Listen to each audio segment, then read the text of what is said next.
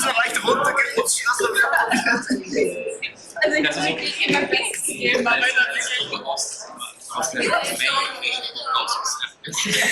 haben wir Julia nicht so drin geguckt. Ich muss echt gucken heute. aber really funny when you Wir schnell auf die Straße gespielt.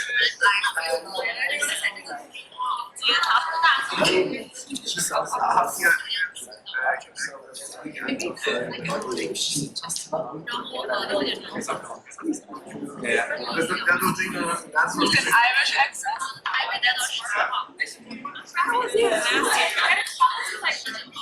Ja, die Jeppens. Ja, ich wollte es nicht.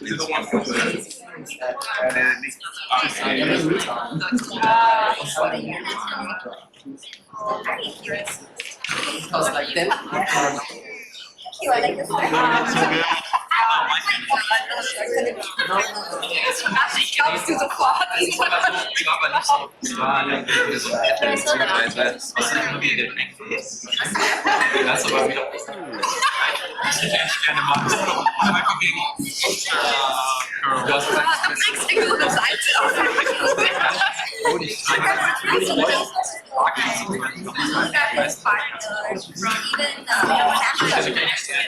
Mir hast du irgendwann auch mal gesagt, dass es eigentlich ein schamliches ist.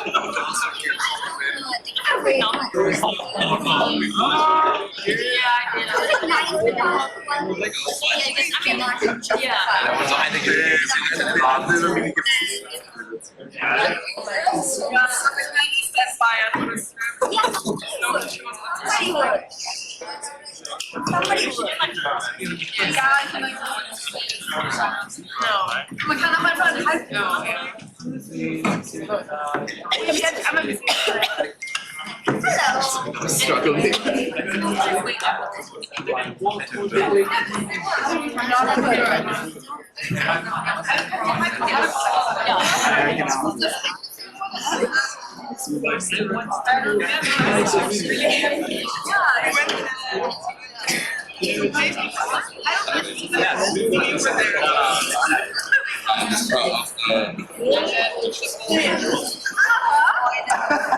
Da haben wir doch Fragen sogar, oder? Der letzte Februarwoche.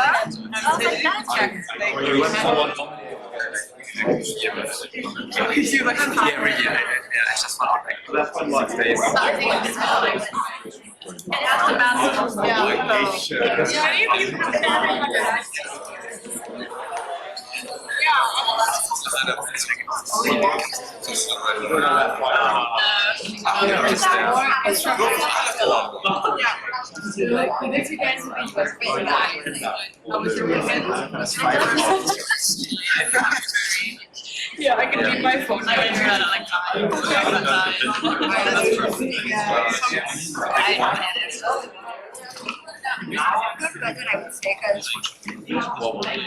am ready for this lesson. I know.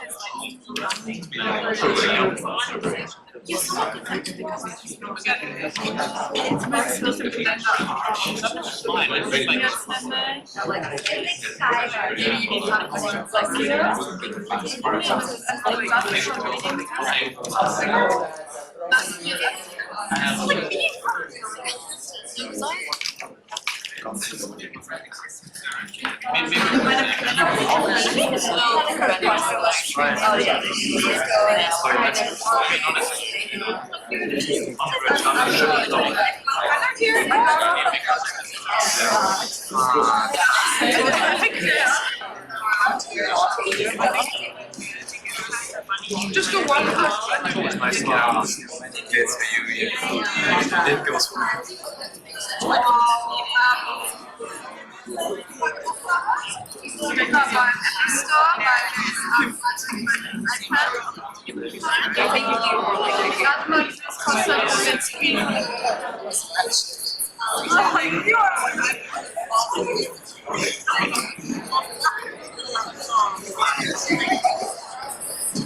Also 400. Nice. Betrayal.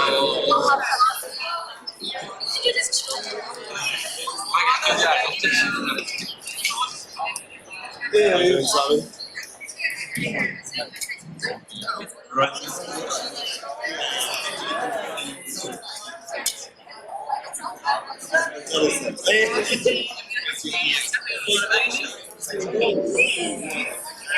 Anything like eye-hand coordination.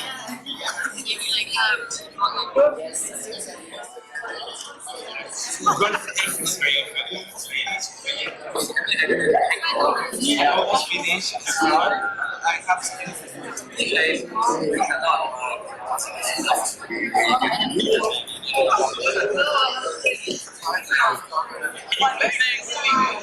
you'd be interested.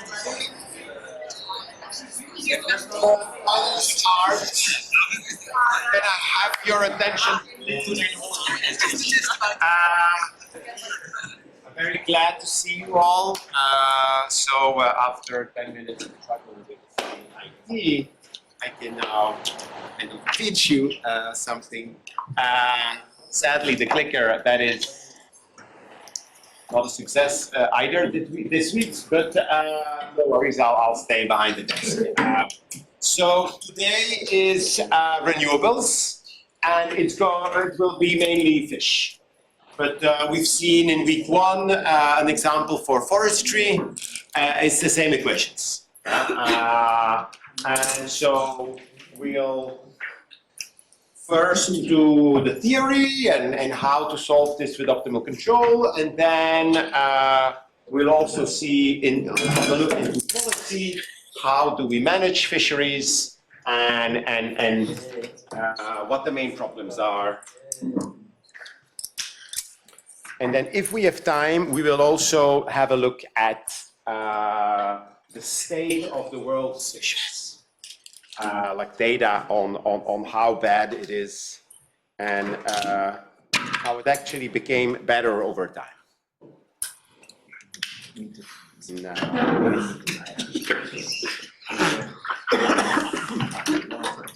Small comment on the readings. So my course is built up around the slides and around the seminars.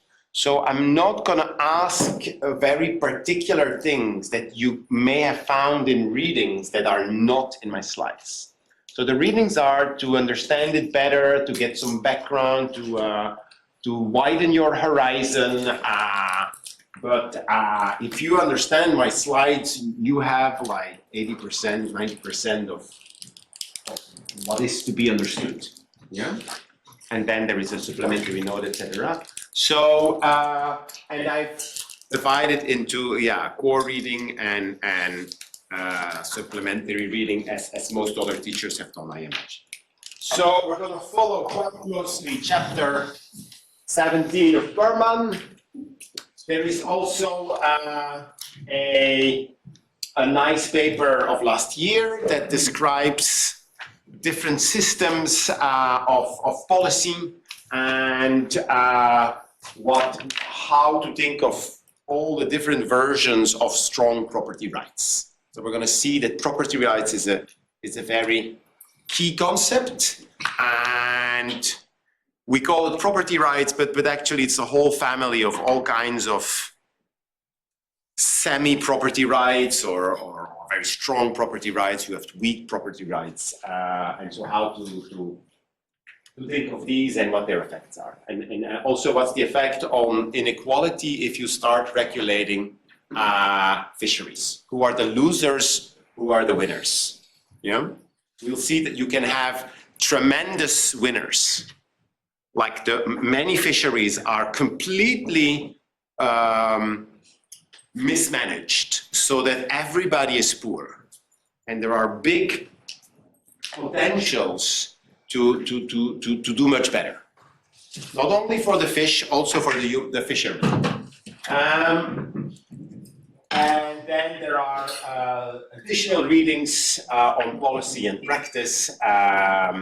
So an overview of policies, a bit similar to this article in Anderson. Then we'll see at the end 2 articles on how bad it is, or actually they show also that it has been improving since the 90s. and then yeah, a more causal study on what's the causal effect of better property lines. If you like a historical view on bisons, then that is an AER, a relatively old article, but still quite interesting. So we're going to talk about fish, but this is also applicable to elephants, grazing for cattle, water, forests, etc. Anything that is renewable.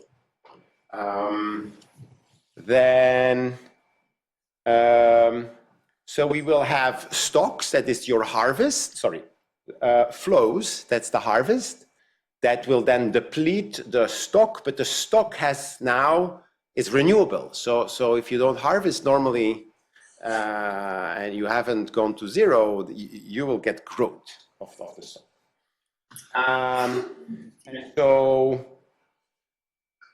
it's also a way to think harder about why do we see collapse. So there has been collapse in the Peruvian anchovy fishery, the Pacific halibut, the North Atlantic lobster. Most fisheries have known complete collapse. No fish left, and everybody goes bankrupt. And so why? And then also how to solve that.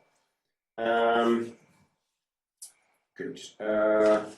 So it's going to be a model that has a biological part, the growth, and it has an economic part, incentives,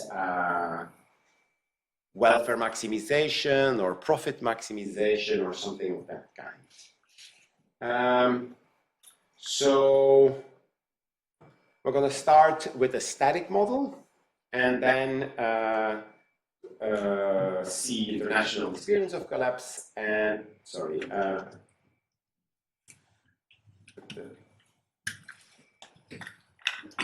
we're going to start with a static model. So that is basically the steady state, like how can you, if you assume that everything from a given point is constant, all the dots are set to zero, then what can we deduct from that? As we are complexifying the model, the true transition path, like we've seen with the hoteling rule, is going to be hard to find, but finding a steady state is going to be easy. And so a lot of the analysis is steady state. And steady state is, you can think of steady state arriving for fisheries in a decade. With a bit of unluck, your fish is really, you've gone into a different biological equilibrium and you need 20 years. For forestry, it's more a century. But even there, you can think of steady states. But we're not going to go into the detail of forests. Good. Let's start with the bioeconomic model, the growth. So let's call our growth process J, depends on how much stock there is. And then whatever the difference between your growth of fish and your harvest, that's your increment in the stock of fish. Yeah. Same for the forest example. Maybe we have a simpler example. You can think of an aquifer problem, like rainwater. And so you'll have rain minus harvest of rain, like how much water you get out of your pond or your aquifer, actually, like the underground stock of water. That's going to be the change of your stock. And to keep it simple, we're going to use this function. So I'll give you a view of it. It's a logistic function. You will have a growth rate. There will be a maximum stock. And so S max is the carrying capacity, so that it's the maximum for fish. If you never harvest, you're going to have a quantity of fish that the natural quantity of fish. At some point, there are nutrient restrictions such that you don't have an ever-growing, increasing stock of fish. At some point, like the big fish eat the small fish, and this is in equilibrium, and the stock is lost. That is going to be S max, and then you can also think of this function as it's actually just, if you develop this, it's just a quadratic function. Yeah, and here is how it looks like. We've seen it already. We've used this one for the forestry example. So if you never fish, you're going to have 100 in this pond. Let's say 100 kilo fish. Now, if you that means if this is an equilibrium, it means the fish is no longer growing. Like there is 100 kilo of fish in this pond, and it's just you can't get more because there are not more algae and insects and oxygen in this pond that this fish can have even more, grow even further. And then if you are below this, there is we're in this area of growth. So on the y-axis, I have growth. And so we're moving towards the maximum stock. And then there is this parameter G, and so that will give you the height of this curve. And then a very important concept is the maximum sustainable yield. If you are at some point, since we chose quadratic, it's going to be exactly in the middle. In real world, dynamics doesn't need to be exactly in the middle, but somewhere at a much lower stock than your maximum stock, then you'll get the maximum growth. So this is the maximum sustainable yield. So if you keep your fish, if you fish a lot and you're here, your fish grows at a maximum speed and you can harvest the maximum quantity out of that pond. And if you have less fish, they don't find each other to mate, and you have killed the parents, so to say, and there are just less children, and you have lower growth. And beyond this point, there's going to be scarcity of food, and so the growth goes down. So this was the forest of 30 years, small trunks, high, and this would be your forest at 500 years or 200 years, no, not 200, 300 years, where actually you have an equilibrium, like the Amazon. Yeah, if you don't cut, you've never cut, you're in the maximum stock. So if there is no harvest, and you're anywhere on this curve, you're going to increase. You don't harvest, so you go to this equilibrium. This is a steady state equilibrium without harvest. You're going to go here. Unless you start at zero, you have a pond, there is not one fish, or more particularly, there is not two fish in the pond, and it's not going to give you anything. Yeah? If this is time, means initially you grow, is this correct? So this is the stock, this is time. So initially the stock doesn't grow fast. Some point you grow fast, and then you go to an equilibrium. And if you start with more, you go to the same equilibrium.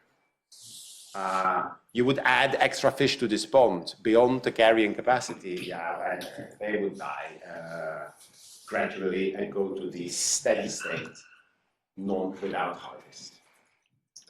Careful that actually in real ponds, you may have something like this.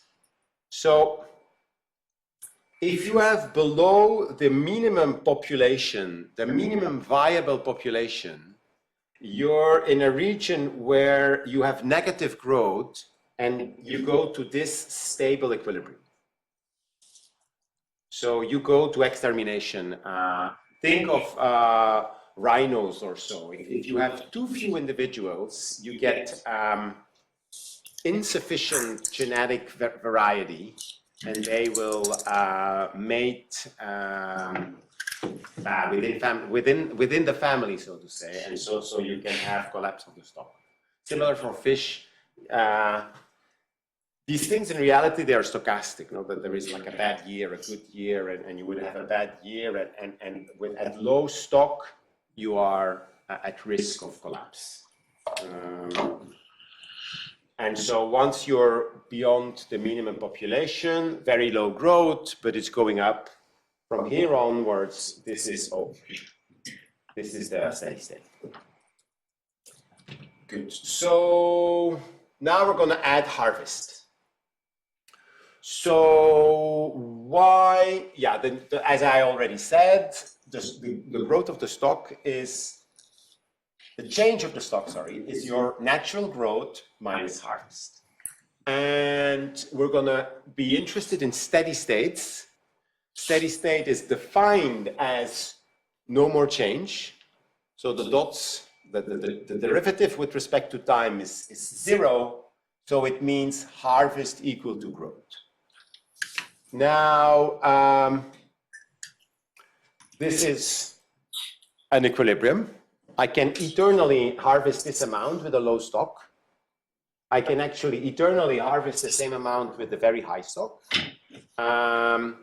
Why, if I'm just thinking about food, why would this be more interesting than this one? Yes? Risk of collapse of the... Exactly. So that is one thing. So here, if you have like a disease or whatever bad year you can have, maybe there is a heat wave or an unusual frost, you're at risk of being in this zone, and from there you have collapse. There's going to be also other, even for humans, this might be more interesting. Think of this pond, and you can say like, okay, I'm not going to have too much harvest, but I do it in an empty, so almost empty pond or a very full pond. What it would be the advantage here? Yeah. So lower cost, lower fishing costs? Yes. So there are many fish. You just, so the fishing costs go down. Good. And good. That is also actually the answer on why do you maybe not want to be here. So this is obviously the highest permanent yield you can get. But if you take into account fishing cost, you may want to be here. Yeah. And then we'll also see that if you're really impatient, you might, and this will push you towards B. Or this will push you towards the lower stock. Yeah.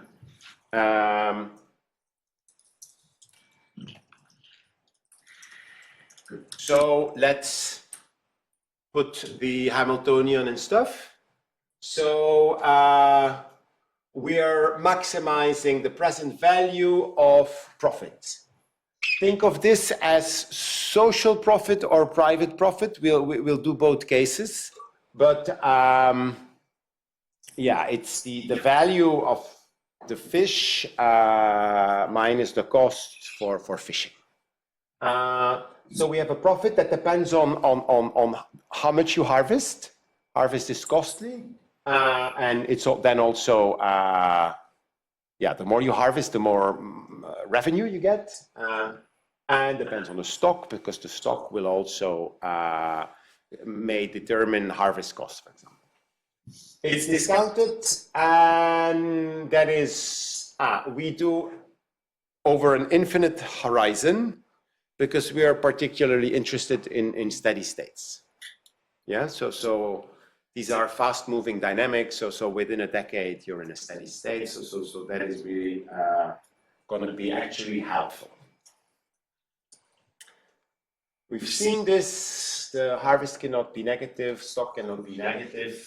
we have a Hamiltonian standard composition. It's the profit or utility function, the objective function in the jargon, plus the change in the stock. So the Hamiltonian is the contribution of a given period to our welfare or value function. And so it's the profit of that period. But then if I'm depleting the stock, I have to take that into account. I value it at the shadow price mu. Or if I'm building up the stock, that is also, then that would be a positive component to from this period. So we have three conditions, optimality conditions, as always. First is that since you choose harvest each period, you should choose it such that you maximize in each period the contribution of that period, including the forward-looking term. So obvious result, the marginal profit is the shadow price, or the marginal utility, if you think of this as a social optimum and you would call it utility, that is the shadow price. Then the co-state equation. So the general form is the derivative of the Hamiltonian with respect to the stock, taking the minus of this, equals mu dot minus mu times r. We've seen this. And so what does depend on the stock? The profit will depend on the stock. That is this idea that harvest is cheaper when you have more fish in your pond or in the sea. Most of our examples are going to be fish in the sea. So a sea with more fish has cheaper harvest costs. So your profit goes up, lower costs. But then also, depending on the fish, the stock you have, the growth dynamics are going to be different. If you're beyond the maximum sustainable yield, more stock means slower growth. If you're at less than the maximum sustainable yield, more stock means faster growth. Good.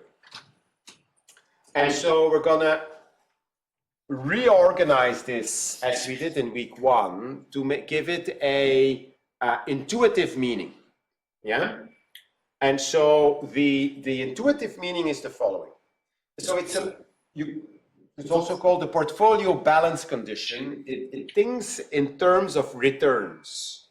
And so on the optimal path, I should be indifferent to a marginal reduction in 1 year and adding a marginal reduction in another year, the next years.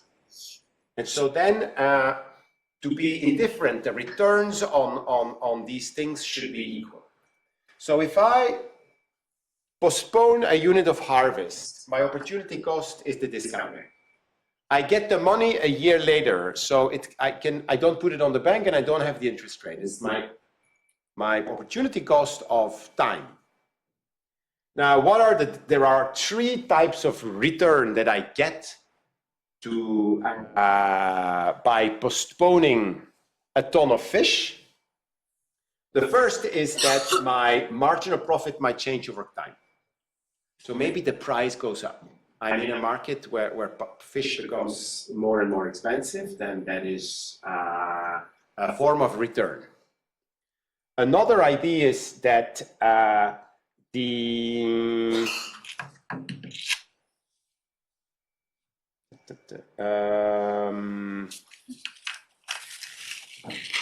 leaving more fish in the sea, next year I have cheaper fishing costs.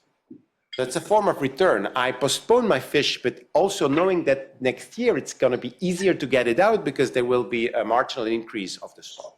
So the marginal profit with respect to the stock is this reduction in harvesting cost. And then I get this growth component. It is this idea that if I'm below maximum sustainable yield, having more stock gives me more growth. So that's also a form of return. Can be negative if you're beyond the maximum sustainable Good. So as we did in the seminars, we can also, so this is still here. I have just rewritten the same equation. I've divided by mu and put one term to the other side. Now, to get an even better understanding, maybe we don't really see exactly what the marginal rent is. So we can substitute that out. And so then we have here just, since mu is the marginal rent with respect to harvest, then we've just substituted it out. Now, let's be a bit more precise. What is the profit? So profit is going to be revenue, price times harvest, total revenue. Maybe price depends on time. Maybe there is a positive time trend or a negative. And then we have costs. Normally, we always think as if we take the derivative with respect to age, it's just a marginal fishing cost. What does it cost to get an extra ton of fish out of it? But now, as we said, the fishing costs are also going to be dependent on the stock. If there's much fish in the sea, it's going to be cheaper. Good.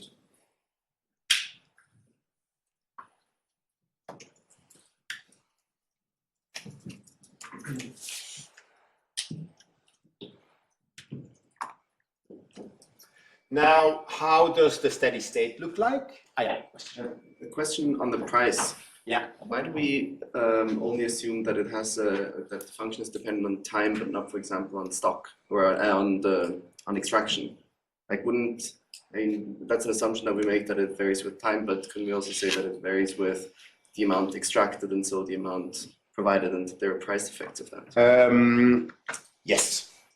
So the monopolist will take into account that if he sells a lot, he needs to reduce the price. And so he does basically the opposite. He keeps, he would prefer to withhold harvest to push up the price. So yes, so these are all things that are possible. So this can also depend on both harvest and on stock. Good. Steady state, defined as the state in which everything is stable, meaning the time derivatives are zero. And so we get this, basically this term falls out, is now zero. And so now we get the opportunity cost, the cost of waiting. What is my, how can I be indifferent between a marginal postponement of harvest? I'm going to lose the return of this money on the bank that I've gotten for if I harvest today, and I'm going to get two forms of return in the steady state. It's the effect of the cost. Costs go down with larger stock, and the growth is also affected by the stock. Now I have to divide by mu to make it a return. So if you really think like what is the denominator doing, it's just basically these are returns, and to get this is dollar per ton, and to make it a return, how much money did I postpone? I postponed one stock, but now we have then the marginal return of one stock of fish, the marginal revenue or marginal profit of 1 ton of fish. That is the denominator to make it a return. Just comes out of this equation, no? But I'm trying to add intuition. Now, so if you are, yeah, what is the logic of this equation again? So if you see that your return on the market is low, on the bank is lower than the return on leaving the fish, you're gonna leave more fish, let the stock grow. If you see the return is higher, you want to get the fish out of the sea and put the money on the bank. In like the final equation, do we implicitly make the assumption that if we don't harvest today, we do it tomorrow and not in like another time period? Because otherwise we should discount the direct stock effect and the growth effect even further, right? Yeah, so yeah. Take into account the amount of time periods we go into the future. So I always use one period because then things are simpler.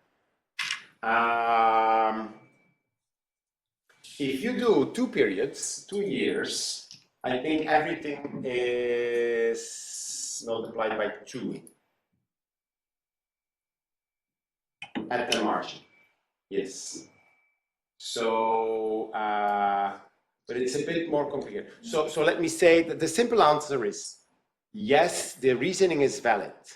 So the no arbitrage reasoning does the following. So if I have time and I would have harvest and I would have some kind of path. And so the reason is what happens if I harvest less here and I add it to the next period. Yeah. But you can also apply the same logic. I harvest less here and then 10 years later I add it here. Since this is an optimal path, I need to be indifferent. It's the same logic as when I say this is just y and x. Once I'm at the optimum, moving a bit to the right or to the left, I'm still at the optimum. For an infinitesimal small amount, no? Like you can see here, that's the meaning of the fact that the derivative is 0. Meaning moving to the right or the left leaves me indifferent. And that's why I get a logic in returns. I lose some money, I can't put it on the bank, and then I get different types of return, these 3 terms, in the case of the steady state, only 2 terms. Okay? And so, yeah, you can also think of that as a reallocation over different periods. You could even think of it as yeah, like moving 1 year and then you do the same reasoning, you move again a year, you move again a year, and the net effect would be that. Don't worry if the last sentence didn't get it, like that is the logic. Good. So, analyzing the steady state, yeah? So, we're back at our growth curve. So this gives us the biology. This is just set by the biology. But now, so that's the growth curve. But if I say I'm at the steady state, harvest equals growth. So this is now also the harvest. So any point on this curve is a steady state, as I already said. And so here we have the stock will not affect the growth. Here I have larger stock will reduce growth, larger stock will increase growth. And so we see now from this steady state equation, let me maybe go quickly back. Oh, no, this is forward. I'm just taking this equation, yeah? But I reorganize it. I'm interested in this term because it's going to pin down where we are on the growth curve. So this is R plus this stock effect. And so with a higher discount rate, we're very impatient and we want the fish early and maybe the bank pays 10% interest. And so we're happy to have a bit higher fishing costs if it allows us to put money faster on the bank.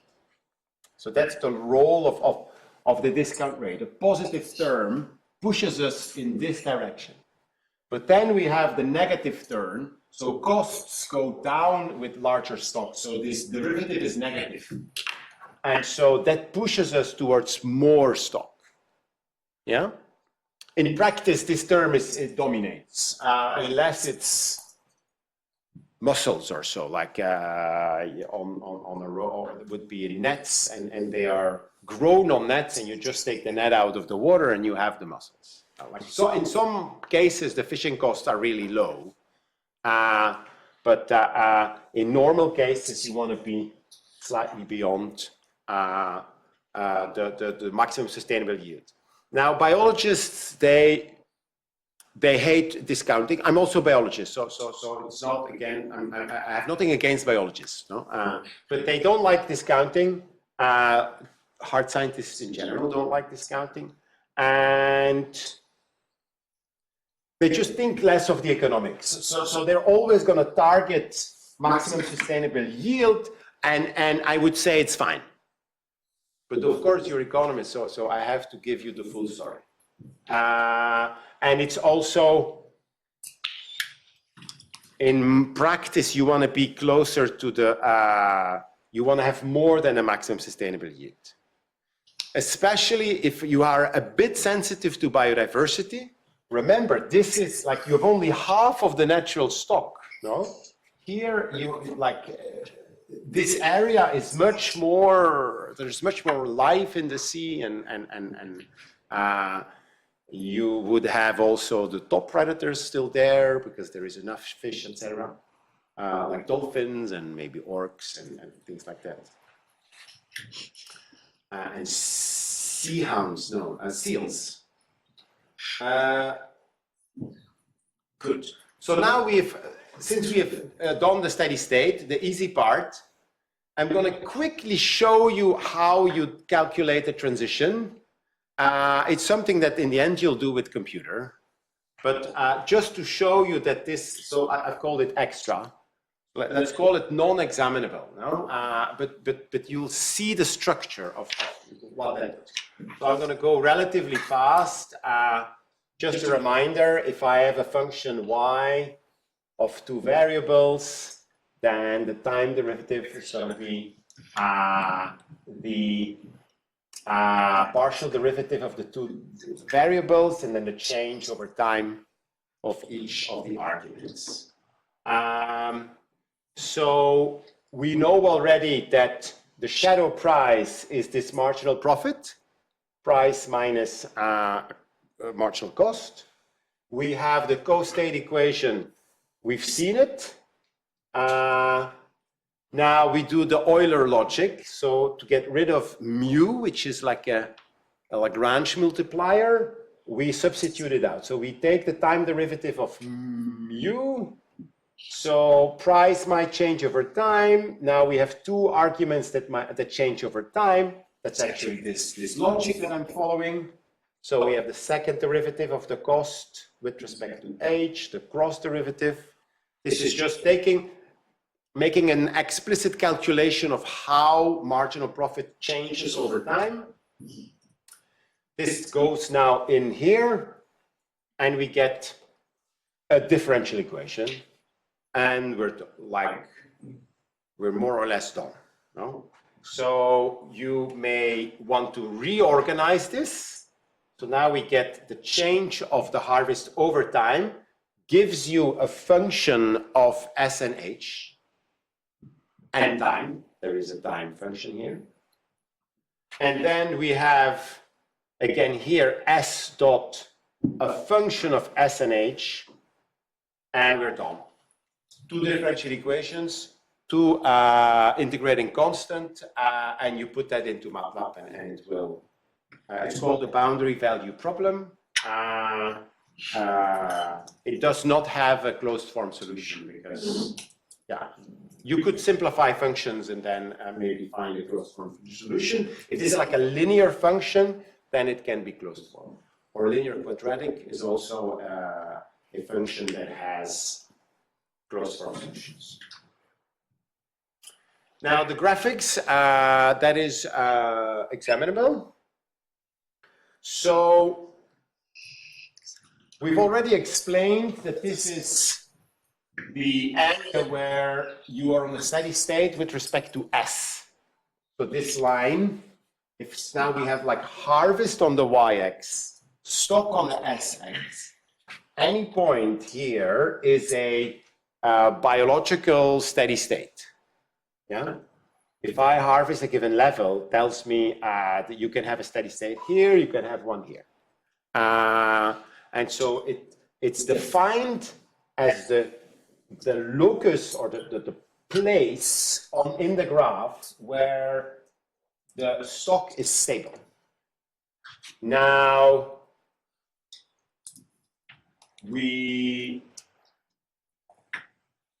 that is what I've been explaining. Let me add one element. Then also you can think of this as, this is the place where stock is constant. Now, if I'm below, imagine this is a steady state. Now I harvest less. The stock is going to move there. Any place, like let's take this one. This is a steady state. If I harvest less, the stock is going to increase. So the whole area here has increasing stock. Yeah. Now, what happens if this is steady state and I harvest more? The stock is going to decrease. And so the whole area here is the combinations of harvest and stock where you're depleting the stock. The red arrow goes to the left, goes to 0. Yeah. Then we can do exactly the same for harvest. I had this horrible equation. Let's put it again. So here it is. So that's from the preceding slides. Yeah, it's just my Euler equation, but it's a bit uglier than for oil. And so if I say H equal to 0, sorry, that is this equation, it's going to be a line. Yeah, H dot is a function of S and H. If I set it to 0, I'm going to have a line. Maybe there are 2 lines, but let's keep it simple. There is somewhere a continuous line that's going to, I've invented a line, yeah?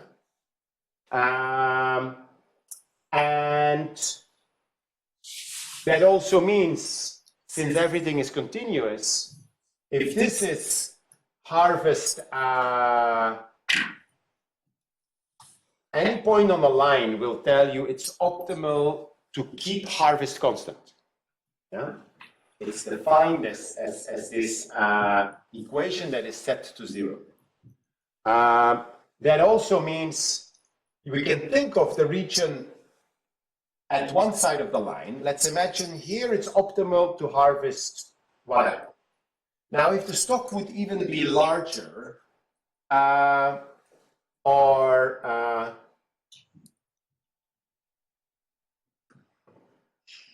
then my arrow, I think, goes down. I want to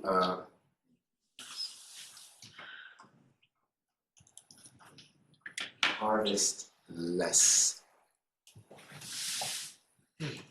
Does that make sense? I'm quite sure it's not wrong, but now I've missed the intuition. Let's do the other side. So we have a different arrow.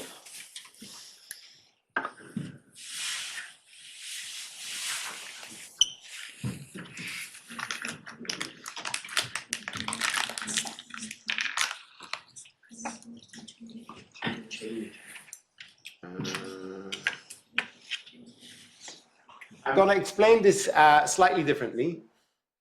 I'm going to bring in the optimal path. So the optimal path, so this is just the place where this differential equation and H is going to be tell us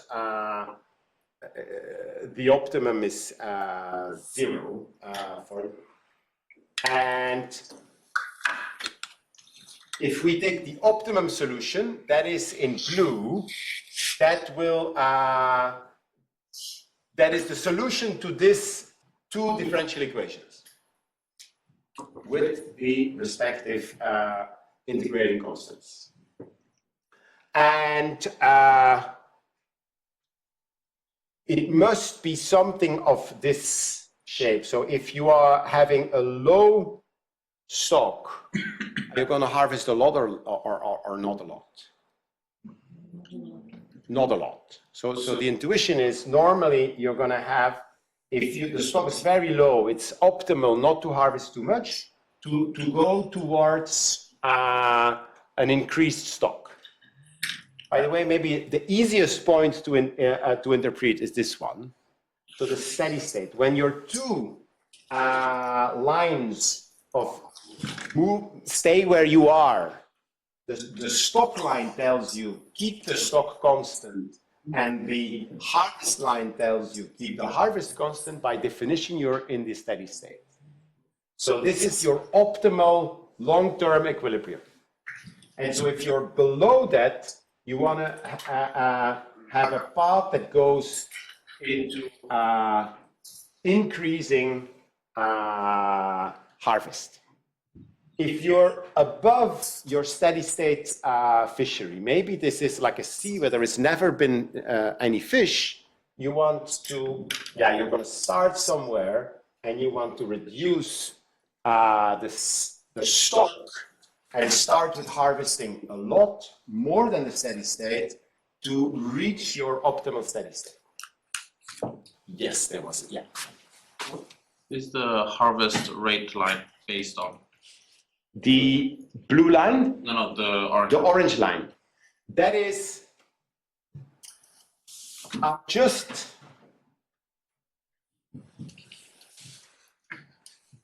let me. So we start from here.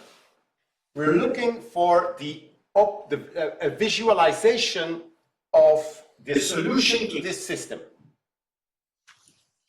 What I initially did with the red line is say, what if S dot doesn't change? I set this to 0. So growth equals harvest is obtained by setting this to 0, and I get this line. Now I do the same for harvest. I have this differential equation, and I say, like, what is the locus when I set this to 0? And that's going to be your orange line. Yeah? And it is useful to do exactly the same as with the growth function here. Once I have a growth function for the stock dynamics, I know that whenever I harvest less than the steady state, I'm going to go, so if I harvest less than the steady state, I'm going to increase the stock. If I harvest more than a steady state, I'm going to decrease the stock. Hence the red arrows.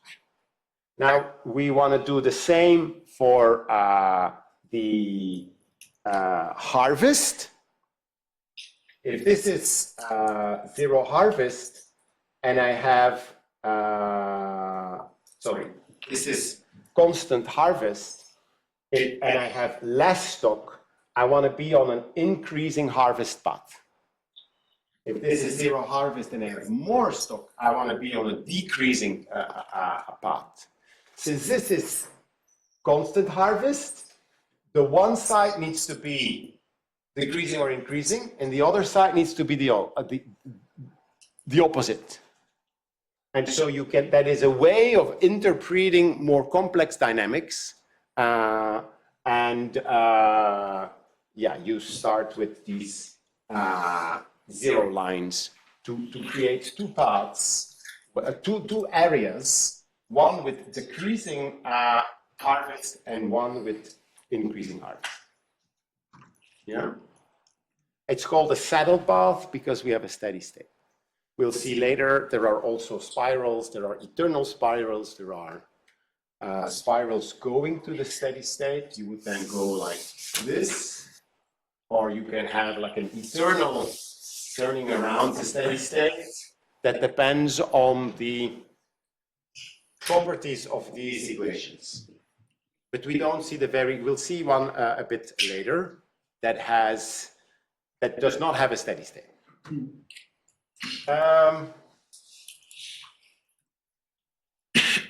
Good.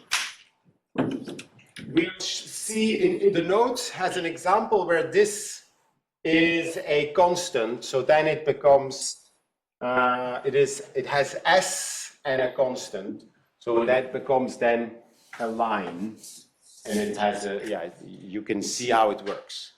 Just a vertical line for the separatrix. So the name of these lines are separatrix. They separate the plane into two regions with opposite directions.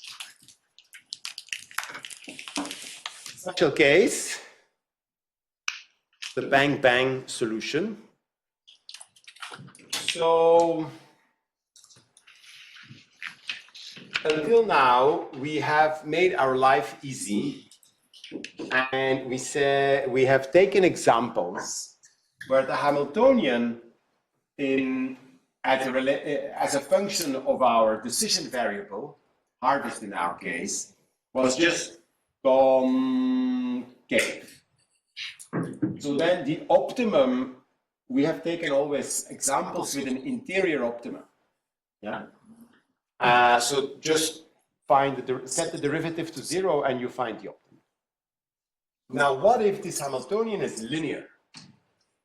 So then, if it's linear, tells you infinite harvest is best, and if could also be linear with the opposite slope, will tell you 0. The maximum is at 0. Imagine we assume that harvest cannot be negative. Then the optimum is here.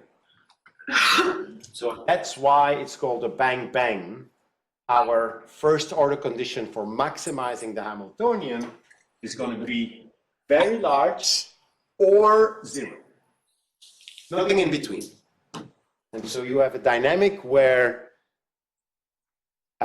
you do one extreme and then you jump to the other extreme.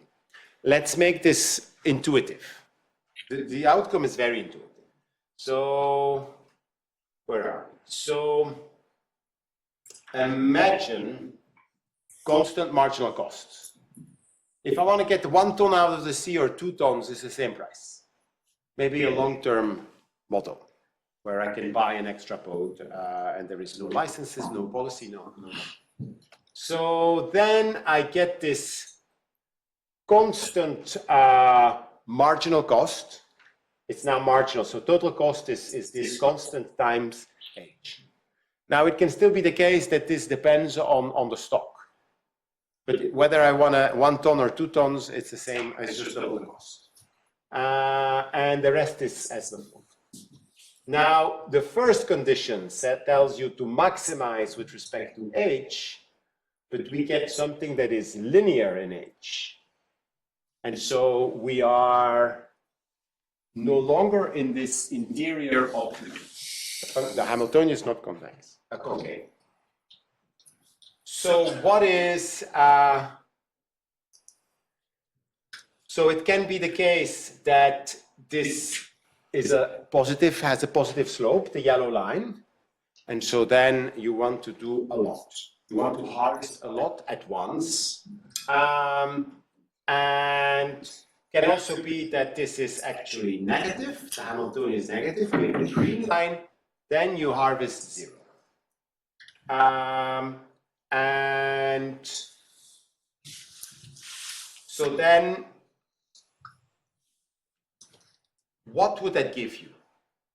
You have 2 options of 0. Can you, you have this constant marginal cost, and you have, so it's the perfect technology.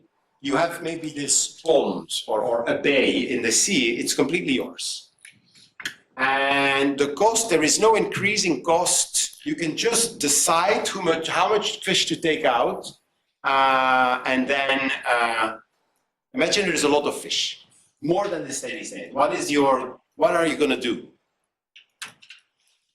Day 1. You take it out everything, you fish everything up to the steady state. what are you going to do on day 2? Yeah, by then you're in a steady state and you do your steady state fishing. Imagine there is very little fish. You're below the steady state. What would you do? You just wait for the fish to go to your optimal steady state, and by then you jump from 0 to your optimal fishing. And that is because there is no penalty in getting a lot out at once. Constant marginal costs. Okay? So that is the very intuitive solution to this problem with linear Hamiltonian. So good. So the co-state equation is the same. Steady state is the same. So from there to there, from here to here, I've just set the shadow price, the time derivative to 0. I'm getting this. And so we have the same growth dynamics. Nothing has changed. It's just that now I have constant marginal costs. And so you get this logic that I just described. If your initial stock is larger than the steady state, take everything out at once until you have the steady state stock, your optimal stock. And if it's lower, you wait. 0 harvest. And so in the phase diagram, if you start with a very high stock, you just, this is your distance to the optimal steady state stock. You take the whole stock out, the whole difference out in period 1. And then you're here, you have your steady state harvest and you harvest this. Now, if you start from very low stock, you've inherited a bay that actually has been overfished, you do nothing, and then once you've reached your optimal state, you jump from here to the optimal harvest. Yeah? Let's also add now the intuition of increasing marginal costs. If this was my initial plan, and now I have increasing marginal cost, I want to shave off this corner. Because I go from 0 to large marginal cost. So I can improve that by starting a bit earlier. Because these are cheap fishing costs. Like I have the increasing marginal cost, and so I want to start a bit earlier and go gradual. And that's what we saw in the more general case. Yeah? Good. Now we need some rest, I think. So let's take a modest break. Let's meet again at 5:10 to see the bad case, like how the overpriced fishery will lead to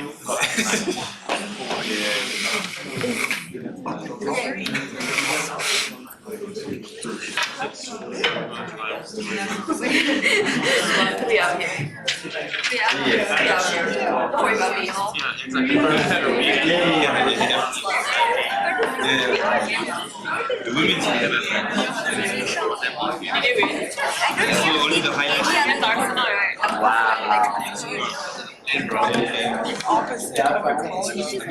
need like a walk. Not the same, exactly the same.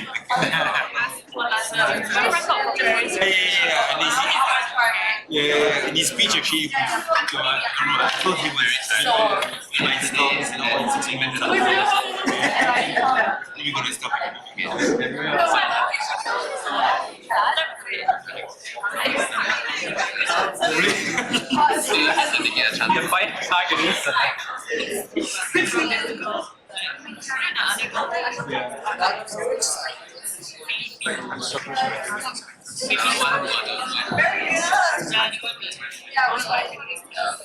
How are you?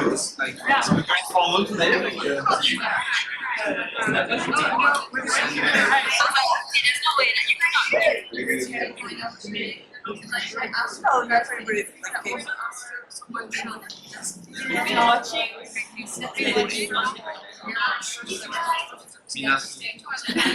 Oh my god. I'm seeing a lot of clips of it.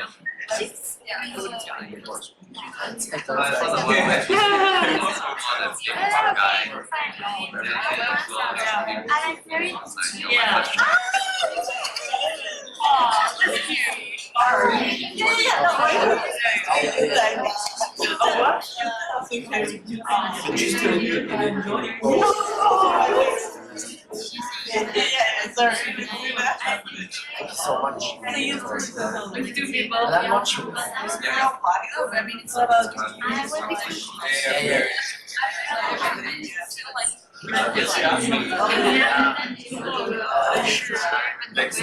Yes.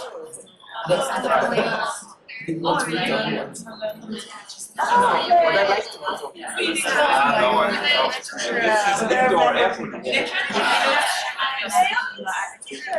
I like the one. Oh my god. Now we're here. I was really drunk. When I like made it to my friend's house. All of them were like, and I like showed up in my dress and very drunk. And so I like sat there, they all were like quiet, like and I was just like so like sweet and then took 2 bags of Maltesers and then they were like, no, you can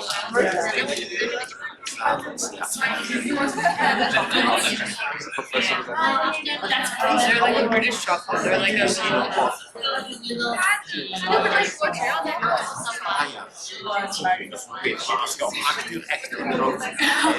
and 2 bags.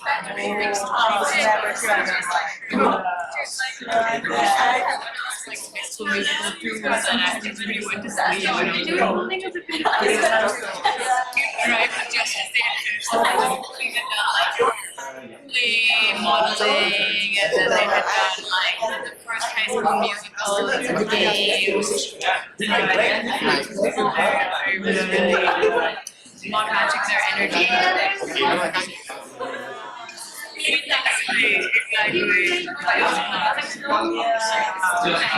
Yeah, we were like high and then I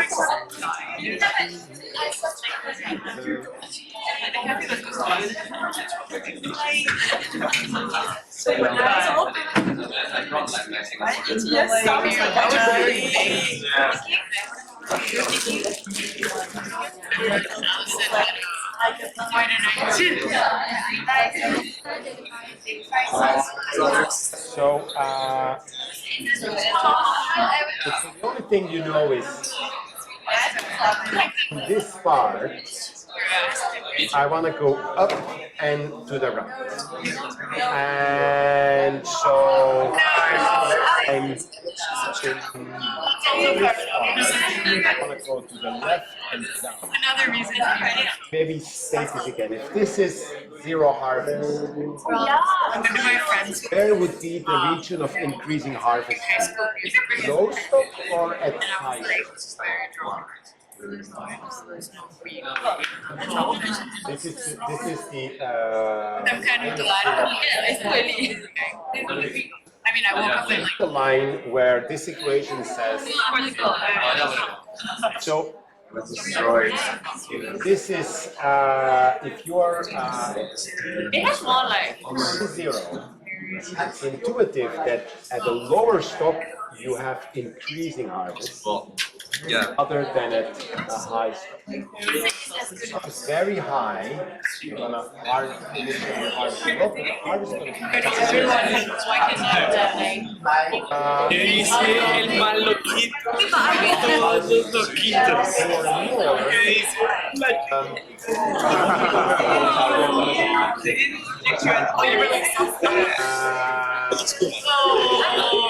it can only be 2 regions because I have only one line. And you're here. This equation tells me harvest is only 0. I think low stop, you're going to start with modest harvest and increase. that is much more intuitive. Higher harvest, and then I'll start with a low start. It is the logic. And then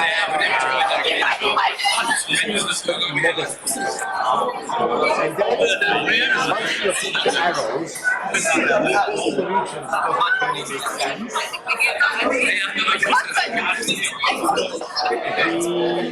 Technically, integrating constants are going to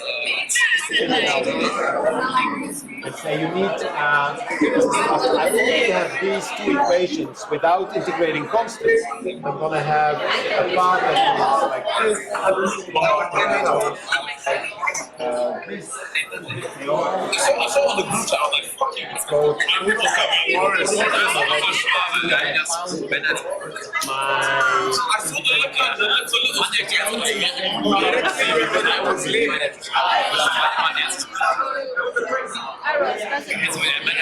They are very suboptimal. They have complete wrong integrating constants. So they are nonsense, so to say. So they satisfy the two equations with the wrong integrating constant, so they are nonsense. They're not optimal, they're not the solution because they will go like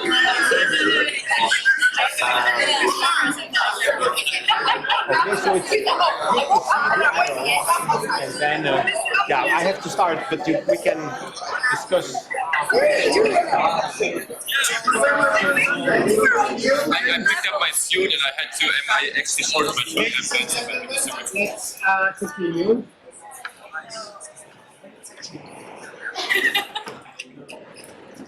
I had a question about this separatrix. I'll say it once again to make it in my most intuitive form. The yellow line is all the places where this differential equation tells you 0. Harvest is 0. Now imagine that you have very little, you're in this area, you have very little stock. What is the most intuitive solution? You start with low harvest and you go up, or you start with high harvest and you go down? If you have very little, yeah? Low harvest, go up. Yes. Okay, so since this is 0, this must be increasing or decreasing. We just found an example that actually increasing makes more sense. By the fact that all this is continuous, if this is increasing, this should be. And you can check, like, imagine I have like huge stock. What is the most intuitive thing? I harvest a lot initially, and then the harvest goes down. That is more intuitive, and so the whole area at the other at this side of the separatrix will have this downward evolution of the arrow. Yeah. Maybe I'm stating the obvious now, but isn't it still that, like, it's literally just if we're inside of the graph, yeah, then we're going up, and because like this is where they intersect, therefore we, by definition, we have to be inside, and therefore we have to be going up.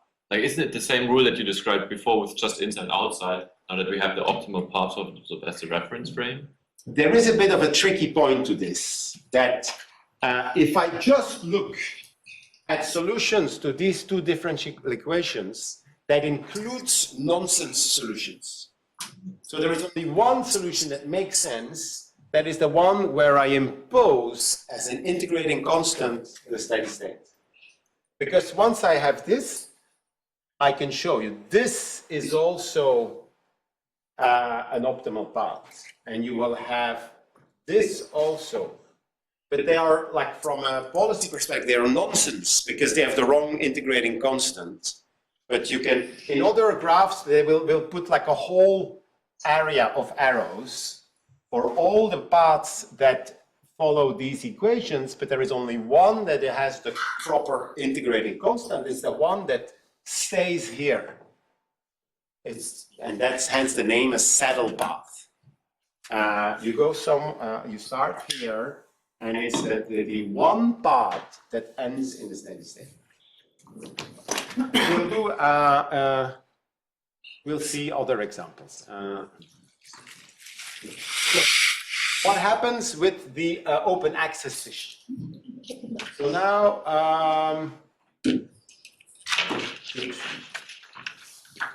large number of fishers, free access. As long as there are profits, people start becoming fishermen. Makes sense. As long as there are rents. So the economic definition of rent means you get money without input. Like profit is normally if there is no monopoly, you get profit is just the opportunity cost of capital, which is called zero profit in the micro jargon. Yeah, it's really not really zero profit. It's just the opportunity cost of capital. You pay your capital owners 6% or whatever the risk of this capital. And rent is something you just get from heaven, so to say. Like, it's not related to inputs. You have access to the fishery, and you get like a rent from nature. So as long as there are rents, you get free. People enter the fishery, and so there is no property rights. Yeah? And so that is, if this is just a common and it's unregulated, that is what you get. You get open access fishing. So to understand what's happening in the open access fishery, we'll start from the steady state equation. We want to see what happens, what kind of steady state would we end up in. Yeah. Until now, we did optimal steady state for somebody who owns a pond, or for a social planner who manages the ocean. Yeah. Now it's open access. Good. Think of just to remember you. If I have any cash flow, this would be a number. $3 per year, and I get eternally $3 per year. The value of this is $3 divided by the return. Yeah, so you can, here is the calculation. No, it's a very easy one. Now, so you can express the value of an annuity, a repeated cash flow. As the value of that is just divided by the discount rate. Now we have the shadow price. From here, we can reorganize this equation and say it's actually what is the value of a ton of fish. You can think of it as an annuity of two returns. On the one hand, reduced costs for fishing, and on the other hand, a extra growth if you are below the marginal, the maximum sustainability.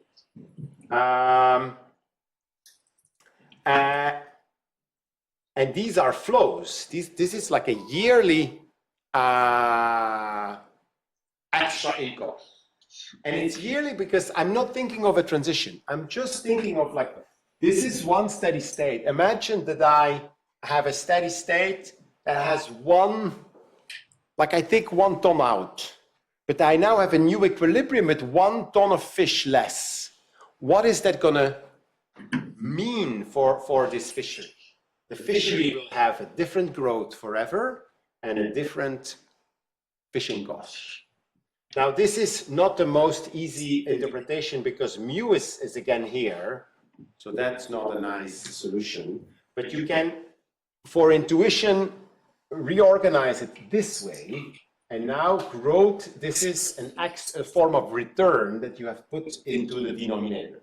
So you're annualizing the gain of this lower fishing cost for an extra ton of fish in the steady state by a growth adjusted discount rate. And that is, in the optimum, you can see what that gives, like that is quite a valuable thing. If you have a steady state with 1 ton more, you get this eternal lower fishing cost, and you discount it at your discount rate, adjusted for the fact that there is also a return via the growth function. So we call it the user cost, in the sense that if you have one stock less, you get these higher costs. Yeah. So in the optimal solution, we get what I've just been describing. Now, if we have a decentralized solution, let's call the shadow price nu, just to give it another name, let's call it lambda or whatever. So that's the marginal profit of the individual fisher, and he's going to get this benefit today. If he takes out 1 extra ton, then he'll get the price of the fish minus his marginal fishing costs. That is his benefit. The user cost is now much less, because this is the cost to the entire community. If I'm a social planner, I'm going to take the cost of all the fishermen into account. These are the total cost, is the cost of each fisher separately. I add them all up. Now, if this is a fisherman deciding himself for what he finds optimal, he divides the total cost by the number of fishers. Imagine they're all the same, symmetric. So what he takes into account as an externality is or a cost of a lower a ton less in a steady state is n times lower. And so he's going to have very little concern about the fact that there is less fish and fishing costs are going to go up for everybody. And so that's the first externality. The fisher only considers their own future value related to the stock effect. So he sees the fact that he is emptying the sea, but he doesn't take into account the whole effect for everybody. He looks only at his own effect. Yeah, and that is then n times smaller.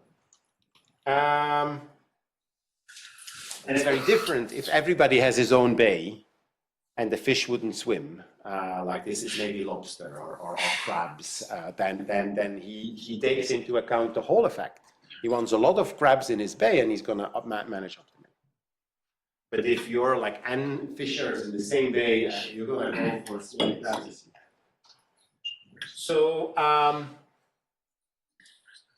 second problem, this is not zero.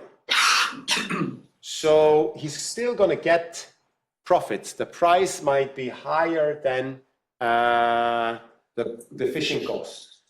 What's going to happen? More fishers are coming.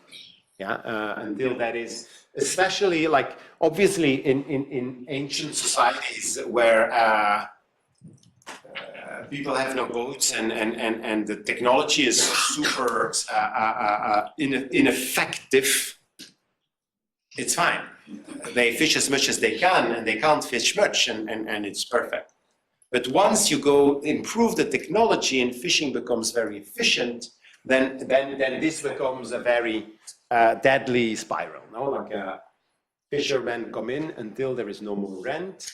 And so that's the open access to the second externality.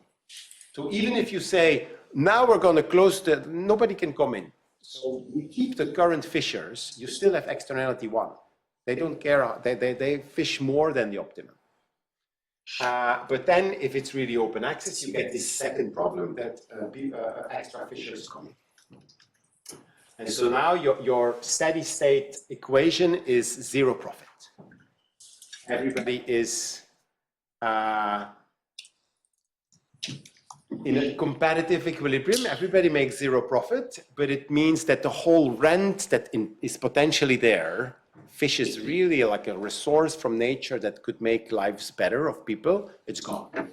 Because they have mismanaged, the open access leads to mismanagement. So let's put in a particular function. So if we think of this stock and the dynamics here, probably we're here with the optimum if this effect of stock on costs is large enough. But the open fishery is going to bring you somewhere here. So this is a stock of the open access fishery. And that is, we're going to give, show that it's gamma over price for a particular functional form. So let's assume that costs is gamma times h over s. And it's called the Golden Schaffer model. It's the most well-known fishing model. So you assume that costs are inversely proportional to the stock. Twice as little, 2 times less stock, twice the cost. That's this. To keep it simple, yeah. Maybe that's not exactly how it is, but and then also to keep it simple, constant marginal costs. So it's just proportional to the harvest. Your total costs are proportional to the harvest. And so first order condition, I set my marginal cost equal to the price. So I get this, and from here I can calculate the stock that's going to be the equilibrium stock for this fishery. And it's going to be very low. And people are going to harvest, the total harvest is going to be very low. Yeah, you're in this situation where there are not enough mothers and fathers to make the new, like you fish out a small fish before they're laying eggs.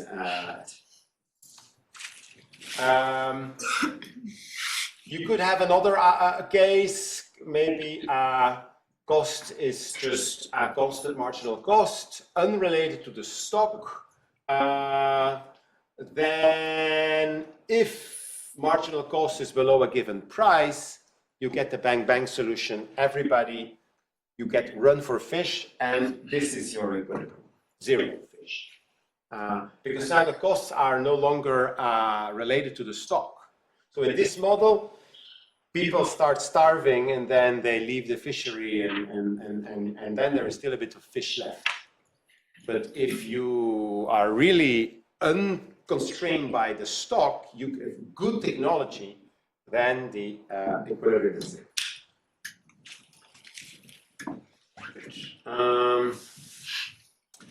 And so let's give one example of a bit of a more complicated dynamic, and it's called the predator-prey model, or Lotka-Volterra derivatives.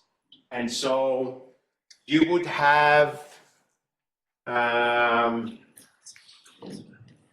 prey, so that's the fish, and you would have, sorry, prey, predator, no, yeah, sorry, prey, predator. Yeah, sorry. This is the standard Lotka-Volterra derivative that was developed for hares and foxes, yeah?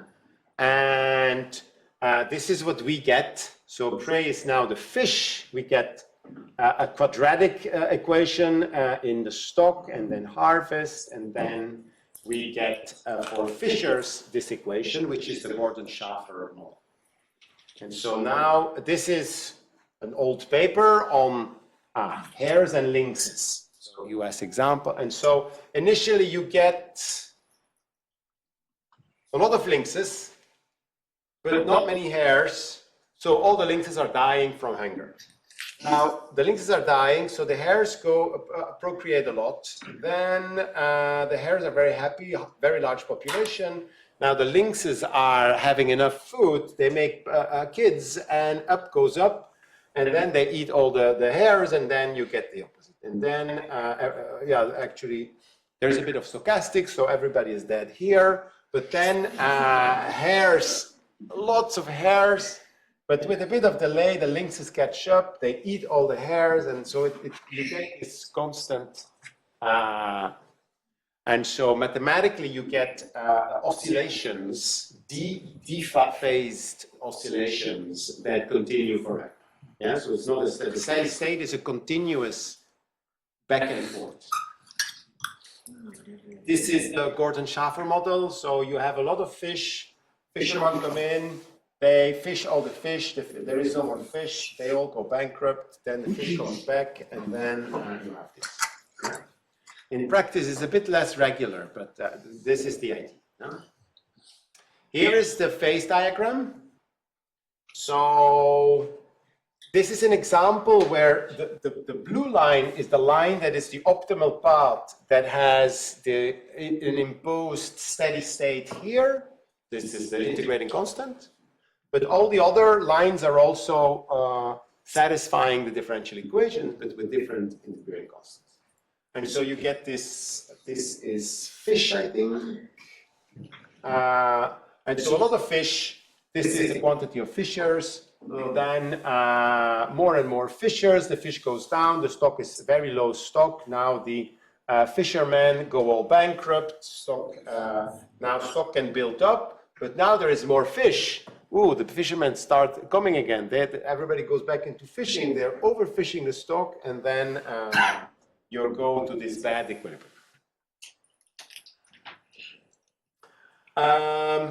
Easter Island, so there is a paper on this. So you have lots of trees, not many people in 400. Now people are procreating, making many kids. That's not the biggest problem, but they also cut trees for their gods.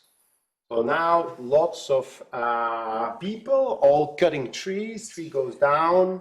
Now there is like the heydays of carving, and they cut all the trees. Now then here populations start declining. They need the trees for their microclimate. I'm not specialized in Easter Island, but so then cannibalism, and so at some point not many people are left, and the trees grow back, and we have the cycle can continue, no?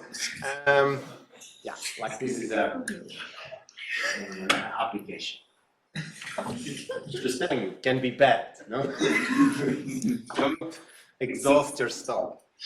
Good. So to give a bit more dreadful show that things can go very bad, let's give more examples.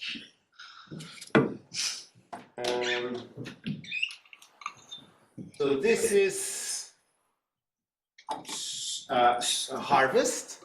It's a bit confusing because we have often put the stock here. So you start with a large stock. You harvest more and more. This was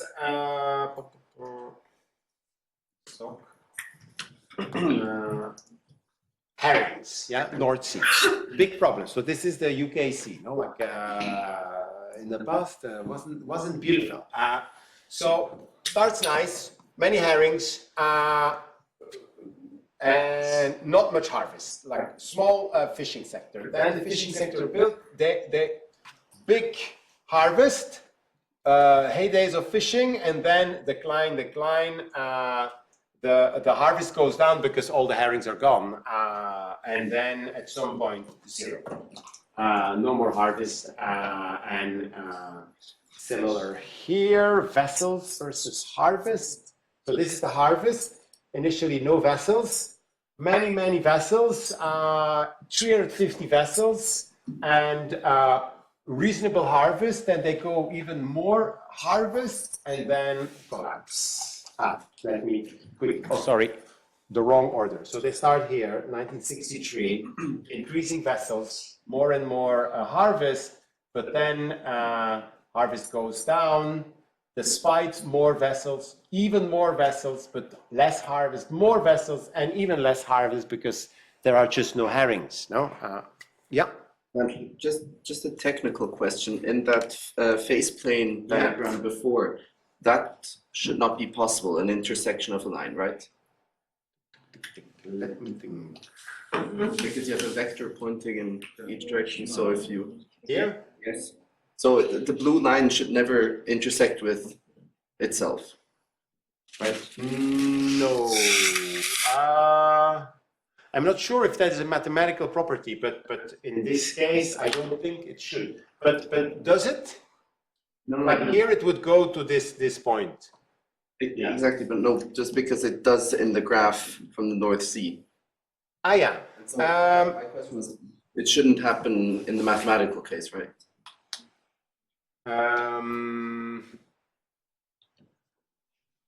This one? Yes.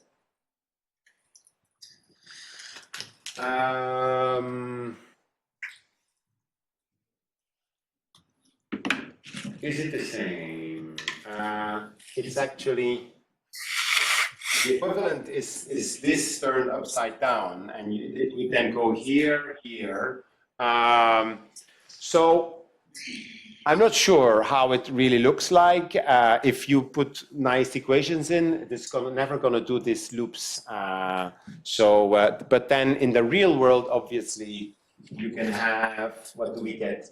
We get same harvest. Somebody comes in with a few boats again, same harvest, and then, yeah, people go bankrupt. So this is an anomaly. Things go bad, and people invest. Maybe there are like a few sons and they want to start, and they...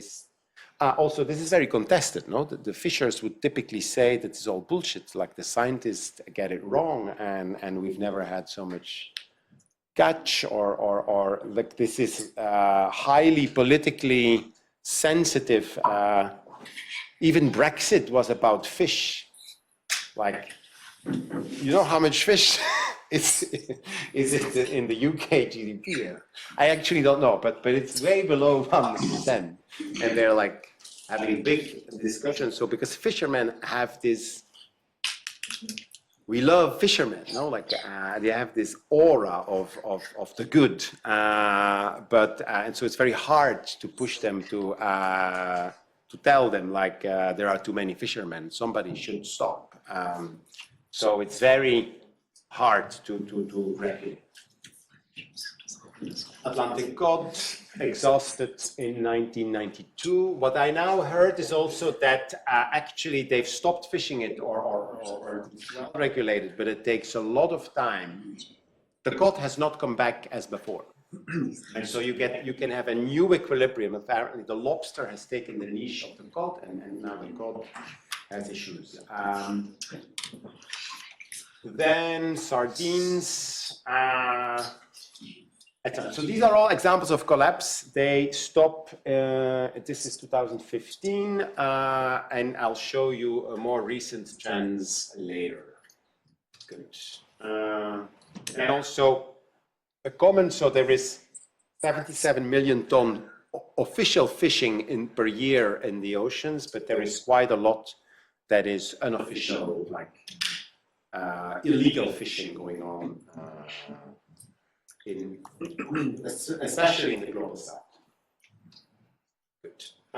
So how can we regulate fishing? What could be a way to make sure there is not too much fish, that the catch is within the sustainable catch? For example, I think it's not the perfect solution, but we could hand out licenses to vessels. Yeah. So that we restrict the amount of vessels, but of course they will harvest more fish per vessel then. But, yeah. So that's definitely very helpful. You can say for this coastline, the number of vessels is maximum whatever. You could say it's the existing vessels, nobody can come in, nobody extra. No fish zones, like protected areas for spawning. Yes. So that is very helpful. We'll see one graph that if you create zones where fishing is forbidden, the total fish catch can increase, despite that it's actually a restriction on where you're not allowed. Yeah. Maybe permits based on quotas for Yeah. each company, tradable permits. Yes. And what would be the advantage of tradable permits over just like a permit to go on sea, in the sea and go fish? Why make it a quote, like the quota would say this boat or this permit allows you 100 ton per year, and this is the right to take out 100 ton. And the 100 would be calculated as a share of a total allowable catch. What would be the advantage? Maybe because it's a decentralized solution and it's a market-based approach, so the Yeah. companies can get those permits at their marginal abatement costs. Yes, I think so. There is one thing, like if the permits are tradable, they will be bought by the most productive fishers, and so it will exclude the less productive fishers for which these quotas are too expensive. Shows two things. So it's efficient, but there are also losers. So the inefficient, probably smaller, probably poorer fishers, they're competed out. Other idea? Or I want to say the equimarginal thing. Yeah. So now there is another advantage, that you're not only regulating the number of vessels, but also the quantity that they can get. Yeah, because the number of vessels, like imagine there is a bad year, the sardines don't come. Now all the whole pyramid on top of the sardines is small. Now are you going to say, okay, this year, sorry, there are only 50 boats. It's hard. Whereas if these are quotas, this is just a new quota because the year is bad. Yeah. I think in theory one could also use price mechanisms. Mm-hmm. There's quantity mechanism, I assume that you could use a price mechanism. Exactly. So we'll see in the seminar, so you can imitate the quota logic with a tax. Now nobody does tax because quota is already like super hard. So normally don't expect to be re-elected if you introduce a quota system for fishers. Now tax, it's suicide, political suicide. But we can prove that it gives you the same. And people would be much better off with the tax and etc. But yeah. Didn't they also look into like the fishing techniques? Because there's certain techniques that like, if you're looking for a specific type of fish, but then there's certain fishing techniques that take out a lot of the other fish out of the sea as well. Yes. And like they prohibited using those because then they try to keep the stock of like the other fish. So there are typically it's regulation on the type of nets you can use. So sometimes they can't be, the net shouldn't be too small so that the small young fish that are not at age of harvest can swim through. There are also things about turtles and dolphins, etc. So that's more about the other properties. Yeah. So maybe, what else? Assigning property rights would make sure that they don't deplete their own fish stock to have a smoother income levels. Yes. Do you think of like property rights over a bay or like an area? Maybe like an area. Yeah. Like So that is typically also what is being done. So that's an area-based property rights, because the quota is also, we think of it as a property right. So you have now the right to get this 100 ton fish out, but you can give the same property right to a zone. Now you have, and this might be your lifelong right, this bay is yours, or with the community, or it can be traded. And then you would again have like transferable quotas, and transferable rights. Good. We'll come back to this in the seminar. Yeah, I'm gonna give you the example of the halibut fishery. So initial strategy: limit the number of licenses. So limit the number of boats. So that's where we started here also.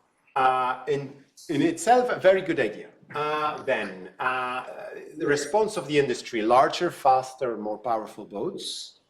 Then they would say limit the length, horsepower, gear of the boats, impose inefficiency, yeah? Because efficiency will kill the stock. No? What is then the response? More intensive fish, so more days per year, more hours per day, use more crew, more advanced fish finding technology. Then they limited the number of days you're allowed to fish. So from 125 days to 2 days in '94, because they're fighting against this total collapse of the fishery. And so, remind you, they've invested in big boats and high gear and good technology. And so, yeah, you get overcapitalization. It's dangerous. You go out in stormy days. People stay 48 hours on the boat. Bycatch, like it's a race, no? Like, and yeah, fresh halibut, you have it only 2 days or 25 days. So that's also bad for quality. And so then it turned also be that most of the years, even then, what was taken out was more than what was intended. Yeah. So then they moved to a quota system, so that people have to buy a quota, and so then since then there is a recovery. So now with the quota system, there is all fishing most of the days of the year.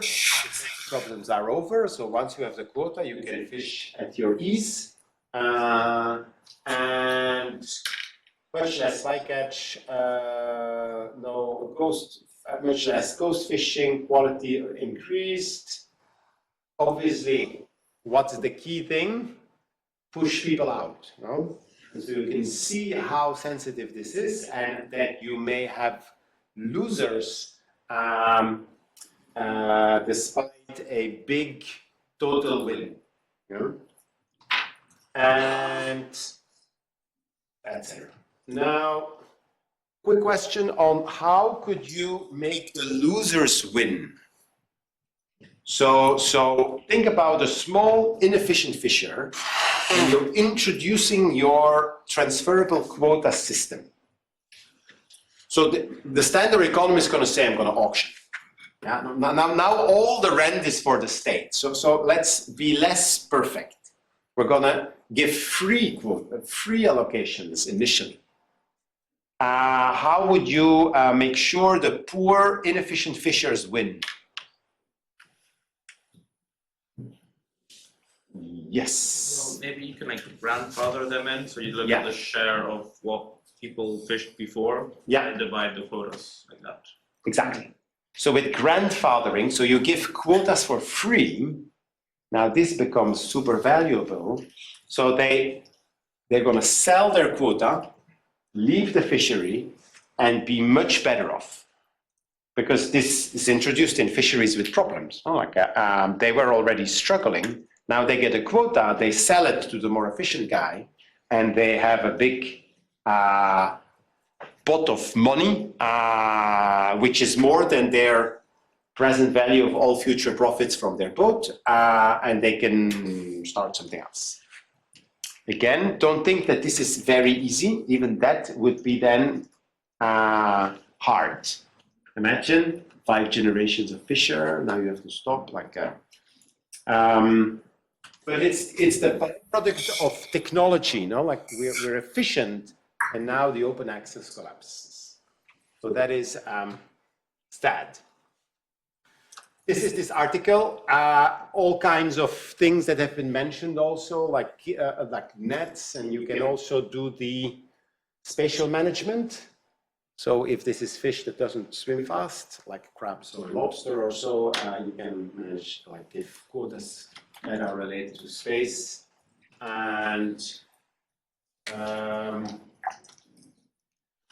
you can read it. It's relatively straightforward. So individual transferable quotas is what we have been talking about. So that would give you like a right for 100 and 100 tons of fish for a year.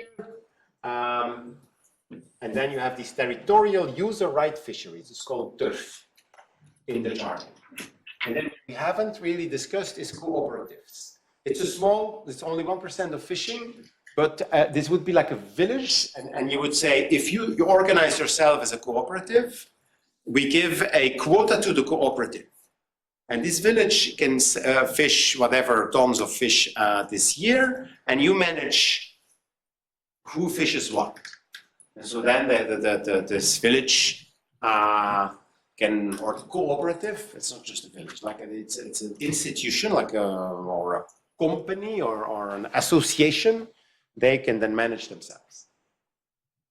So again, you break the open access logic and you give just what the quota system is going to do, you give that management to the cooperative. So I think I've said this. Maybe. So you should really think of if you have a individual transferable quota, you should think of it as a stock of a company, no? So each year there is a scientific body saying, this year we're going to do 400 million tons of fish.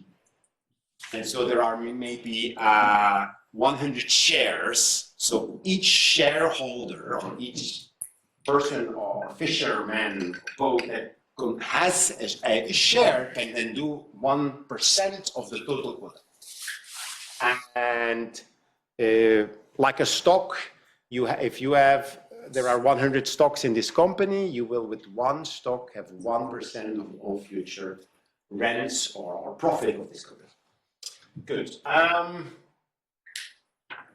All this has been said.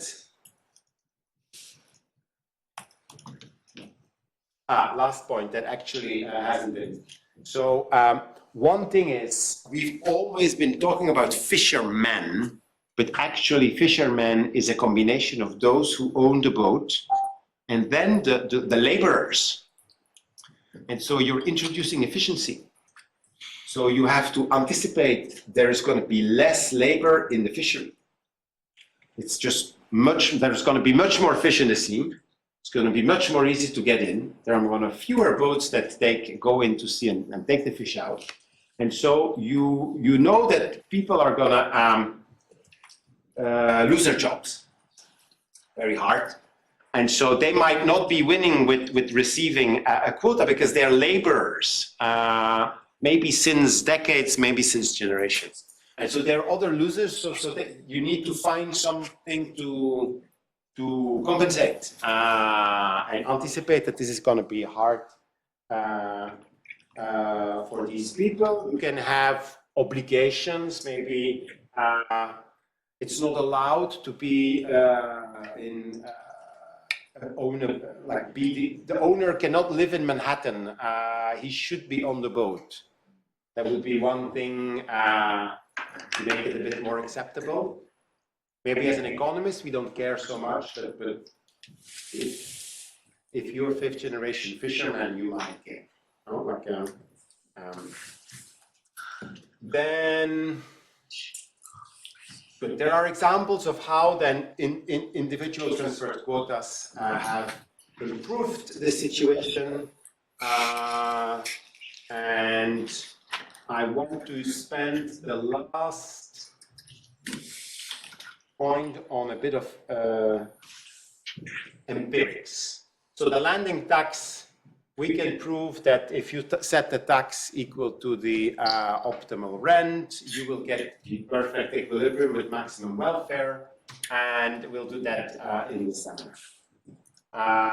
But in practice, if you're going into politics or managing fisheries, taxes are hard, much harder than quotas. But then somebody told us, like, you can generate marine protected areas, no fishing allowed, and that is very helpful for regenerating your fish. And so they're typically established in the territorial waters. So whatever is inside, like the ocean, is nobody's land. No, like there is nobody having authority. So you can't put a protected area, or it's hard to create a protected area here. So this is probably a protected area around 2 islands. So whenever you have an island, you have 200 nautical miles around the island as your exclusive economic zone. And there you can then also do the fishing pools. So luckily, a lot of the sea is actually empty. There is nothing. I mean, a bit of plankton, but not much. So most fish lives along the coasts, and then it's very much related by currents. So there is in the northerns, like the currents come up and they bring up iron. Iron turns out to be the limiting factor for plankton, and then everything that is on top of that. And so whenever this comes from the deep sea up with iron, you get a lot of fish. But many places are relatively sparse in fish, and you have tuna and other predators that specialize on long distance and little fish to find, and so they are in the middle of the ocean, tuna, and that's one of the reasons why certain tunas are not endangered.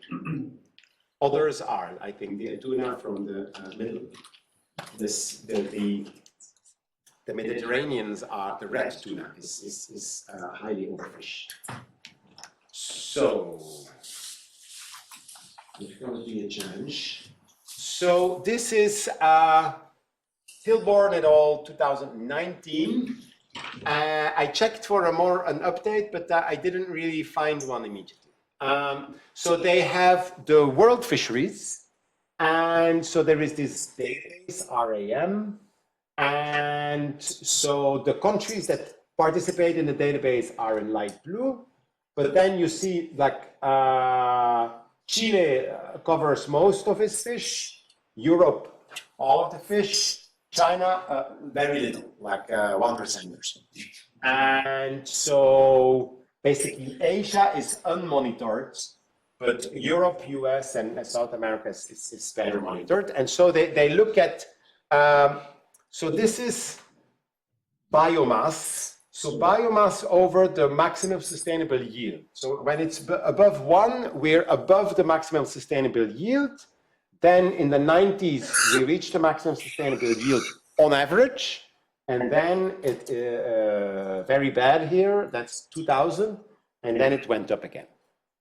And so the harvest over maximum sustainable harvest, we were below it. This is bad. You harvest more than what is sustainable, and then it goes down. Now, if you look, this is the mean.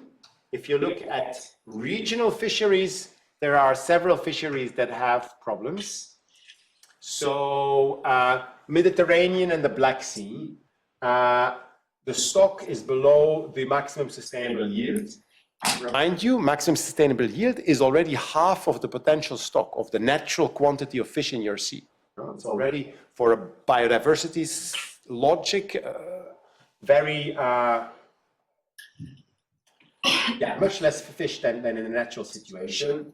They are above also above the sustainable harvest, and so it's very bad.